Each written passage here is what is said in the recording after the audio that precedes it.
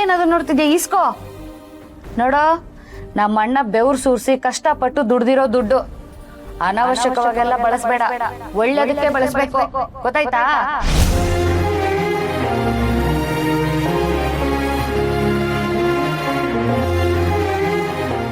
ಇದು ಕಷ್ಟಪಟ್ಟು ದುಡ್ದು ಯಾರಿಗೂ ಹೇಳದೆ ಇಟ್ಟಿದ್ದ ದುಡ್ಡು.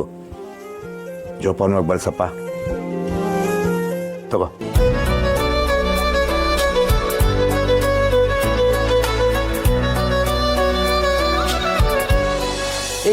ಏಯ್ ಹೇಳು ಮೇಲೆ. ನರಸಿಂಹ ಹೇಳ. ಯಾಕೆ, ಏನಾಯ್ತು? ದಯವಿಟ್ಟು ಕ್ಷಮಿಸಿಪ್ಪ.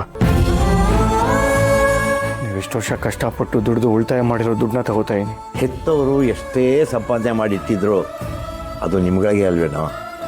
ಹೋಗುವಾಗ ನಾವೇನು ತೊಗೊಂಡೋಗ್ತೀವ?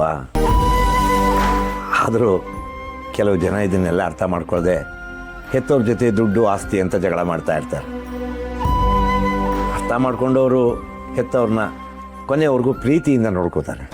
ನಾನು ಯಾವತ್ತೂ ನಿಮ್ಮ ದುಡ್ಡಿನ ಮೇಲೆ ಆಸೆ ಪಟ್ಟಿಲ್ಲಪ್ಪ. ಆದರೆ ಈಗ ಅರ್ಜೆಂಟ್ ಅವಶ್ಯಕತೆ ಇದೆ, ಅದಕ್ಕೆ ಕೇಳಿದೆ. ಎಷ್ಟೇ ಕಷ್ಟ ಆದರೂ ಪರವಾಗಿಲ್ಲಪ್ಪ, ನಾನು ಸಂಪಾದನೆ ಮಾಡಿ ನಿಮ್ಮನ್ನು ಚೆನ್ನಾಗಿ ನೋಡ್ಕೋತೀನಿ. ಇಂದೇ ಡೌನ್ಲೋಡ್ ಮಾಡಿ ಮತ್ತು ನಿಮ್ಮ ನೆಚ್ಚಿನ ಶೋಗಳನ್ನು ಆನಂದಿಸಿ.